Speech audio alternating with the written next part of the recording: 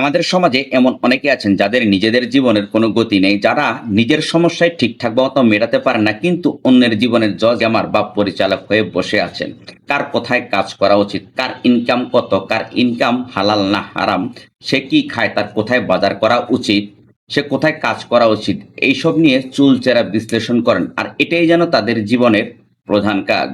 কিন্তু বাস্তবতা হলো, যাকে নিয়ে তারা সমালোচনা করছেন সে কিন্তু ঠিকই সুন্দর করে জীবনযাপন করে সামনের দিকে এগিয়ে যাচ্ছেন, কিন্তু যারা সমালোচনা করছেন তারা কিন্তু নিজেদের জীবনের গতি নিজেরাই হারিয়ে ফেলছেন।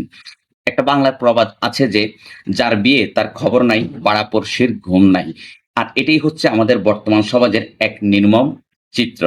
আসলে প্রত্যেকটা মানুষের জীবনের দায়িত্ব তার নিজের কাছে। সে কিভাবে চলবে, সে চাকরি করবে না ব্যবসা করবে, সে কিভাবে খাবে, কিভাবে পড়বে, সেটা ঠিক করার অধিকার একমাত্র তার নিজের। সুতরাং অন্যের জীবন নিয়ে টানাটানি করে বা না ভেবে নিজের জীবন ঠিক করাই সবচেয়ে বড় কাজ। তাই যদি আপনার নিজের চরিত্র, ইনকাম, শিক্ষা এবং ব্যবহার ঠিক থাকে, তাহলে সমাজ আপনাকে ঠিকই সম্মান করবে।